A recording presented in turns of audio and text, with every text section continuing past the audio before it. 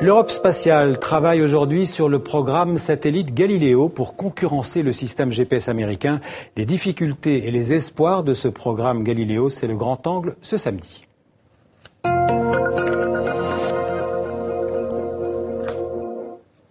Un enjeu technologique passionnant, on va en parler dans un instant avec notre invité, mais d'abord en images, le lancement hier depuis la Guyane de 2 satellites de ce système Galileo. Malheureusement, Arianespace a annoncé ce matin que ces 2 satellites n'avaient pas réussi à atteindre l'orbite prévue. Des investigations sont en cours pour tenter de comprendre la défaillance technique. L'Europe joue en tout cas dans ce projet son indépendance technologique. Le programme Galileo a été lancé il y a 15 ans.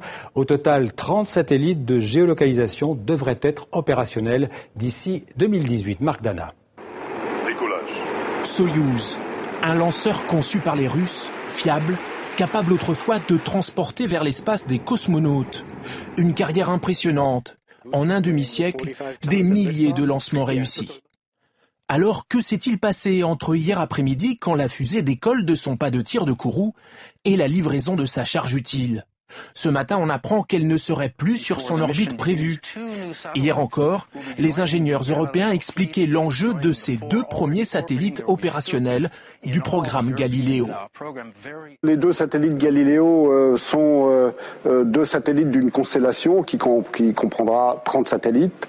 C'est un programme unique pour l'Europe puisque il vient de l'Union européenne pour servir la politique de transport de l'Union européenne.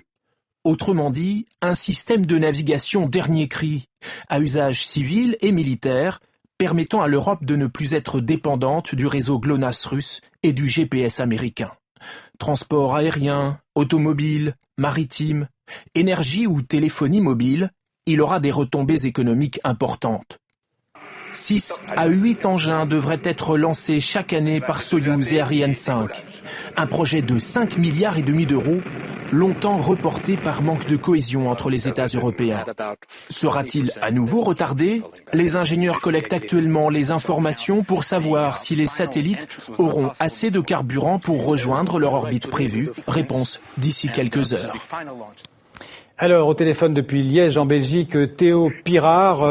Théo Pirard, merci d'être avec nous. Bonsoir, oui. Bonsoir. Alors, au départ, vous êtes historien, mais surtout un passionné d'espace. Vous êtes aujourd'hui une des références, on peut le dire, en matière spatiale en Belgique francophone. Vous êtes, entre autres, conseiller à l'Eurospace Center, je pense, et vous avez aussi été astronome à l'Observatoire Royal de Belgique. Alors. Pas tout à fait. Bon, c'est ce que j'ai lu sur Internet. Alors bon. Donc, en tout cas, vous êtes un spécialiste de l'espace. On a vu les 2 satellites Galileo qui n'ont pas réussi à atteindre l'orbite prévue. Oui. Vous avez une explication à cet échec?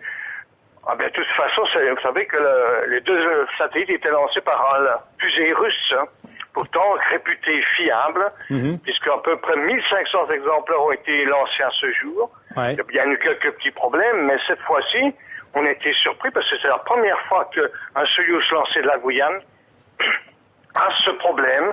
Donc apparemment un problème de fiabilité au niveau du 4e étage. Ouais. Le 4e étage n'aurait pas fonctionné convenablement, apparemment mal orienté, et donc sa poussée n'aurait pas été suffisante pour pousser les satellites sur la bonne orbite.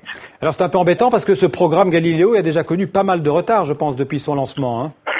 Il a surtout connu des retards, je dirais, sur le plan bureaucratique et financier. Et ça n'a pas été facile parce que c'était la première fois que l'Union européenne se lançait dans un programme spatial. C'est assez neuf pour une organisation comme la Commission européenne. Alors, donc, oui. Théo Pirard, alors, cette fois, oui. Vous qui êtes ce spécialiste des questions spatiales, si ce programme Galileo va à son terme, ce qu'on souhaite pour l'Europe, quelle sera la différence entre ce système Galileo et le système GPS américain ? Alors, sa grande différence, c'est un système à usage civil. Donc, c'est-à-dire qu'il ne sera pas contrôlé par des militaires, ce qui est le cas du GPS, du GLONASS ou du Beidou chinois. Donc, le GLONASS, c'est le système russe, je pense, GLONASS, c'est le système russe. D'accord. Et tous ces systèmes qui sont concurrents sont contrôlés par les militaires. Dans le cas de Galileo, c'est un programme à usage civil. Et c'est ça la grande nouveauté. Donc, une administration gouvernementale, internationale en l'occurrence, puisque c'est la Commission européenne, se lance dans cette aventure de la navigation. On va dire pourquoi se lance-t-on là-dedans? Parce que la navigation, c'est aussi essentiel que l'électricité aujourd'hui ou l'eau dans le monde entier. Maintenant, tout le monde est équipé pour pouvoir se guider et se positionner correctement. Alors j'ai lu aussi que l'orbite des satellites européens serait plus élevée, donc en principe la performance serait améliorée, et puis aussi que ces satellites emportent des horloges atomiques plus précises, et la précision, évidemment on le sait, c'est très important pour se situer, pour se géolocaliser. Tout à fait. Donc je vous avais bien rappelé que les satellites sont dotés d'horloges atomiques, et l'originalité des satellites européens est d'être équipés d'horloges que les autres n'ont pas, des horloges qui ont été mises au point par une industrie italienne, et ces horloges sont très précises. Donc plus on est précis, plus l'exactitude du positionnement est correcte. Donc, et c'est pour ça qu'on peut aujourd'hui offrir Galileo pour la navigation aérienne, parce que la navigation aérienne souhaite avoir un bon positionnement en altitude et au point de vue géographique. Oui, j'allais dire, les retombées de ce réseau Galileo, ce ne sera pas seulement le GPS pour les voitures des particuliers, mais il y aura aussi, par exemple, le trafic aérien, vous venez de le dire.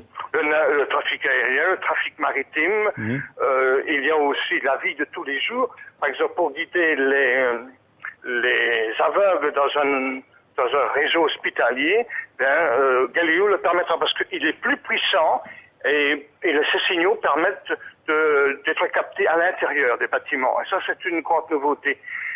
Maintenant, aussi, il ne faut pas oublier que toute une industrie va se développer. Il y a tous les récepteurs qui doivent être développés, ils sont déjà en cours de développement.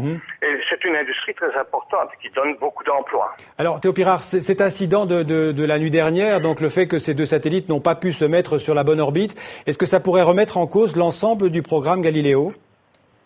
Non, pas du tout, pas du tout. Ça fait partie des aléas. C'était prévu dans la commande des satellites qu'on en perde 2 ou 4. Ça fait partie un petit peu de l'aventure spatiale. Tout ne fonctionne pas toujours à 100%. Alors, s'il y a un grain de sable, ça fonctionne à 90% et à 90%, je dirais, pour ne pas parler en belge. Alors, mais à 90%, et c'est ce qui s'est passé hier. Bon, maintenant, qu'est-ce qu'on va pouvoir faire? Ça dépend un petit peu où se trouvent les satellites. De toute façon, ils fonctionnent. Les satellites fonctionnent. On va pouvoir les tester.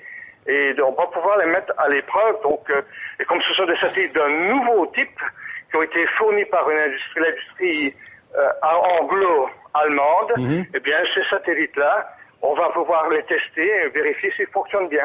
Alors, j'ai lu sur Internet que certains internautes, justement, accusent à mots couverts peut-être les États-Unis, la Russie ou la Chine d'avoir provoqué une défaillance des systèmes électroniques. Est-ce que ça vous semble de la paranoïa complète? Non, ça c'est complètement là, c'est vraiment chercher vraiment la petite bête, ou bien vraiment chercher la dispute. On pourrait dire aussi que les Russes ont disons, mis en difficulté leurs lanceurs parce que tout simplement il y a de la tension entre l'Ukraine, entre l'Europe et la Russie.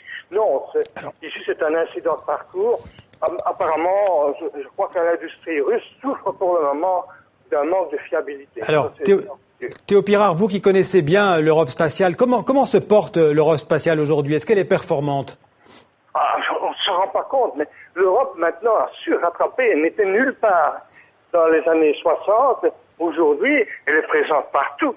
Et il n'y a pas plus tard que il y a une semaine, elle était présente elle est présente maintenant autour du noyau d'une comète. Avec la sonde Rosetta, nous sommes les seuls à avoir fait cela. Donc, nous avons quand même exploré l'univers avec des observateurs tout à fait originaux. Donc on est bien présent. Et puis nous avons Ariane. Et c'est quand même le leader dans le transport spatial à des fins commerciales. Est-ce que la concurrence de pays comme l'Inde ou la Chine peut menacer éventuellement la technologie européenne, ou en tout cas la concurrencer très fort dans l'avenir?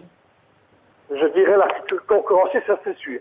Maintenant, la menacer, nous avons quand même une petite longueur d'avance sur le plan technologique. Et nous veillons à avoir regardé cette avance, parce que il faut dire que la Chine et l'Inde redoublent d'efforts pour rattraper leur temps. Mais c'est vrai que la Chine et l'Inde jouent un rôle très important aujourd'hui, et nous devons en tenir compte. Ça, c'est une certitude. Par exemple, les Chinois, eux, savent faire voler des hommes et des femmes dans l'espace. L'Europe n'est pas encore capable de le faire. Bien sûr, le nerf de la guerre, c'est l'argent, et pour l'instant, les finances européennes ne se portent pas très bien. Merci en tout cas, Théo Pirard, d'avoir été... C'est dommage dommage qu'on n'a pas eu l'image, mais voilà. C'est dommage. Sur les aléas, au moins, vous avez bien entendu. C'est plus difficile de se parler entre Liège et Paris que de l'espace. Merci en tout cas d'avoir été avec nous. Oui, voilà. Merci, à bientôt. Merci.